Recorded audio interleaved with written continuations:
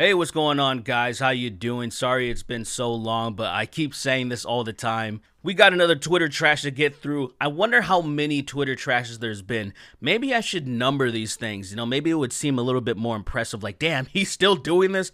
Unfortunately, I am. Supreme victory! So this first one is actually an old tweet, but it's been resurfaced because people love to do this. But it's within reason, because recently a lot of people have been sending out an SOS for Cuba. There's, the Cuban people are suffering, have been for a very long time, under the communist regime, so on and so forth. So there's a lot of people that are speaking up, and then they stumbled upon this tweet that says, "Rest in power, hashtag Fidel Castro." And this is by the Black Lives Matter official Twitter page, and this was made back in 2016.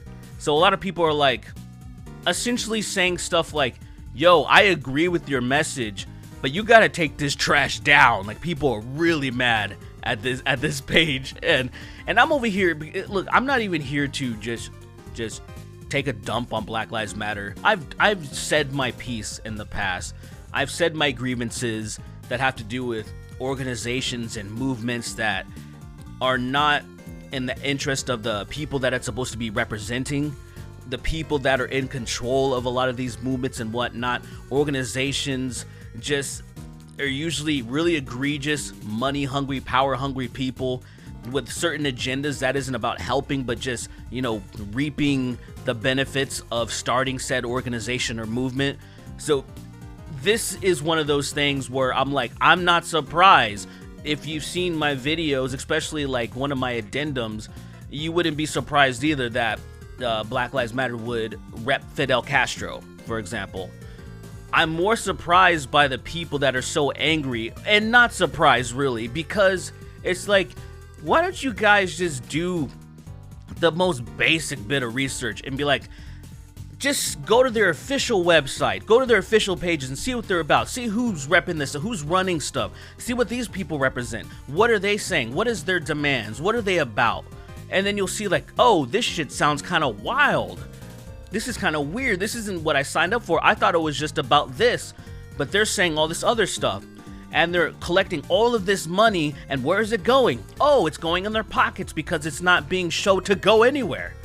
So for those reasons, I'm like, come on, people. I understand you're mad about this, but I mean, really, if you just paid attention a little bit, you would be like, oh, yeah, I'm not surprised that they would say rest in power to Fidel Castro, because I'm not surprised even a little bit. So this is kind of like, I guess a teachable moment, even that it's not going to do shit for anybody. Is that just, there's so many dumb things that have happened recently that could be avoided if people just wanted to read. I don't know, man. I don't know why people would rather just get clickbait headlines and have other people tell shit to them like they're fucking children.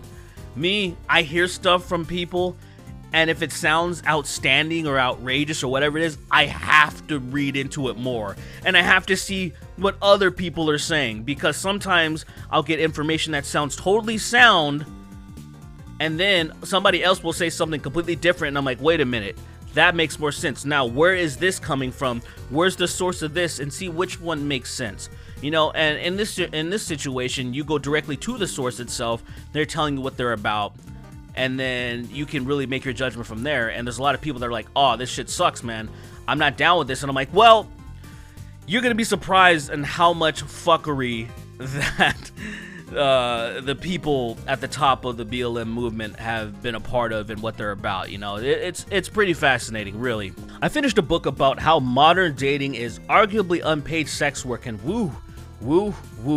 So it's pretty obvious that this person is damaged, right?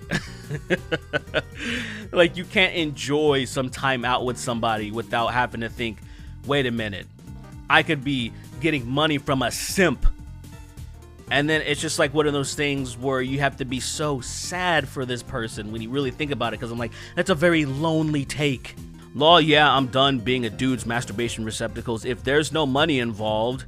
A lesson learned the hard way in my 30s. Men are just not socialized to be good partners. This just a bunch of cat ladies, man. It's sad. It sucks, man. You hate to see it. Dating is now just unpaid sex work mixed with being a pro bono therapist. Remind me again what men are adding to anyone's lives? I had a lot to say about this tweet as well, but somebody quote tweeted and said this: "Don't you hate it when other people also have needs? Is one hell of a dating take." That's what I'm saying. What is going on? Like, what? I feel like OnlyFans and stuff like that is completely frying these women's brains, where they're just like, oh, there's people that are worshiping me and they're giving me money, so why would I do the archaic thing of finding someone I like and someone that likes me back, and then we'll date and we'll see how it goes and we get into a nice loving relationship? Why would I do that when there's these people that would sell their houses or take out second and third mortgages to, you know, just give me whatever I want? And I'm like, you're fucking evil. You suck. Hey guys, did you know it's Disability Pride Month? I haven't heard of this. I don't know if it's official or anything, or if it's just being kind of shoehorned in there like a lot of other prideful things that are happening. I mean, Pride Month in the month of June is, I would say, legitimate. For as long as I've known, that's something that has been done. But Disability Pride, sure. But here's a nice take from a very nice lady. A non-exhaustive guide to ableist language to avoid. Happy Disability Pride Month. TW ableism. Thread. She starts off with the R word. I work with retards. She then moves on to smooth brain, which, I mean, come on, man. Like, smooth brain isn't even like, this is something that's propped up very recent. It's not even, I'm sure you can find it, like, there's people that have used it in small areas of the internet or TV or whatever, but it's not like a really pop cultural thing you hear people would say smooth brain. It's very recent. Touch grass, I've never heard of that before. Insane and crazy. I'm like, bruh, like, come on, man. That's just, you have to let people have to describe some shit. Yo, this thing goes on way too long. I gotta stop it there. It's a very, very long thread, and the old me would just try to call her every name that was listed there. But I think you understand. That's how I feel inside. But I think I'll just with all the new rules at YouTube and whatnot, I'll just skip that for now. But just know in my heart that I think she's all of those things. I'm not left wing or right wing. Ah, so you're right wing then. This is so very telling, isn't it though? Like, say, he's kind of saying that you have to identify with something. If you're on the left, if you're a liberal, you will identify, you will say, like you're in a cult, you will sound off. You know, if somebody who's confused, maybe moderate, who doesn't really have a team, someone who is like the actual definition of what a centrist is, right? Because you have, from the left, unfortunately, now the right will shit on centrism too, but you'll see all this shit coming from the left where they're like, oh, centrism is just it's just trying to compromise with fascists or something. It's always that. It's always something like that. And it's not like, say, hey, I don't belong to a team. I want to hear an argument and then make my decision from there. You know, like if you're talking about whatever topic it is, abortion, for example, you don't just be like, I am liberal, therefore I'm this, or I am conservative, therefore I'm this. You say, what are the arguments for and against this stuff, and make a decision from there. It's not about being a part of a team. It's about what really makes the most sense. And for some reason, in these people's worlds, that shit doesn't exist to them.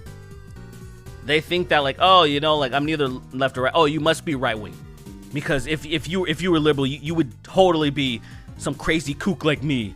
You would be loud and proud and screaming it on the rooftops or something. And it's like, no, not everybody's some fucking weirdo like you, man. You know, some people like I know back in the day, a lot of people would keep politics to themselves because they know how much infighting there was and how much like division and stuff it would cause. And this is another reason why I feel like it would best serve everybody to be somewhere in the middle and just tackle everything issue by issue and not just be tribal Fight that human instinct, that old school instinct that we don't need anymore. We don't need tribalism anymore. We don't. There's a lot of things we don't need anymore, like our fucking appendix, right? It's out. It's gone. Let's do that. So Rob Schneider, who I haven't heard from in a very long time, he quote tweeted this image. If giving free shots is for the health of the nation, why aren't they giving away free insulin and chemo? So to that, Rob Schneider says, winner! And to be honest, this makes me want to just punch him in the face, because it's one of those things that doesn't take much effort to figure out if you think about it for 1 minute. Me and a lot of other people always say there's a lack of critical thinking going on, and it's why things are in such, they're the way that they are. So yeah, the medical industry, big pharma, if you will, are in the business of making as much money as possible, and giving away free insulin and chemo would be like billions of dollars lost. And so the counter argument would be, well, how come they're not charging for the vaccination? Because they need people, the slack-jawed yokels, the middle class, to get back to work so they can make the money. When everything's shut down, they're not making any money. So they're gonna give this away so you can get back to work as soon as possible and make them a ton of money. It's a very simple concept. It's not like they just gave free vaccinations out of nowhere. Imagine if everybody was still working, right? They don't do that for the flu shot. You have to fucking pay for the flu shot. Like, what the hell is wrong with you people? For anyone that saw that shit and think this is like some big brain thinking, like they're like, oh man, I think I've cracked the code. Yeah, big daddy government's trying to put micro machines in our fucking system or something. Or I'm like, you stop being stupid. Like, it's not that deep, really. So I want to end this episode with a tweet that I made. As a lot of you guys know, that my original Twitter got nuked, from a stupid joke I tried to impersonate Trump when he got yeeted from Twitter, and there was a bunch of people that are just butthurt or whatever that just reported my account, and then it got nuked into oblivion. So I had to start a new Twitter, and I've been posting a lot of memes on there and stuff like that. And there was one that I had up on my original that I thought I would like to post this again because it's a banger. And it says, if Earth isn't flat, why are cars like this and not like this? It's pretty much funny anytime I look at it. It's pretty great, And of course, a lot of people thought it was hilarious as well. It started circulating quite a bit. But there's always that one guy that you just kind of want to punch him because you're like, bro, you can't be that dense. Because the Earth is curved on a large scale, many thousands of miles long. Cars are too small to be affected by these curves. Glad I could help. And so of course I post this showing this guy, like there's always this one guy, cause I had to roast him a little bit. And then this guy replies, he is right though, mate. No shit. No fucking shit. Yo, I actually saw somebody in the replies trying to defend dude, like, cause somebody's gonna take this as a serious argument. Like they're gonna actually. I know the flat earth theory is stupid as hell, but nobody is gonna take that bitch car as an actual serious point to prove that the earth is flat. Because a car, like, do you know how big that fucking car would have to be? It's like a fourth of the globe. It's so stupid that it's like, come on, even those people are just gonna see the humor in it. So when you try to come correct, it's like, stop being a bitch and just have fun. Like, damn, man. Anyway, that's gonna do it for me today. I am sweating my ass off. It is 85 degrees in here right now.